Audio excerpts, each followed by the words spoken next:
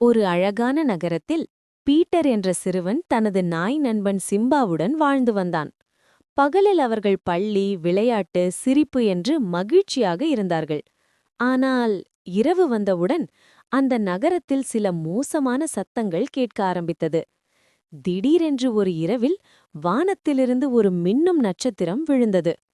அந்த நட்சத்திரம் பீட்டர் மற்றும் சிம்பாவை தொட்டவுடன் பீட்டருக்கு சூப்பர் சக்தி, வேகமாக ஓடவும் உயரமாக தாவவும். சிம்பாவுக்கு சூப்பர் சக்தி, மிகுந்த வலிமை, கூர்மையான கேட்கும் திறன். அன்றிலிருந்து இரவு வந்ததும் சூப்பர் பீட்டர், சூப்பர் சிம்பா என்று அவர்கள் நகரை காப்பாற்ற ஆரம்பித்தார்கள். ஒரு இரவு ஒரு பெரிய தீ விபத்து ஏற்பட்டது.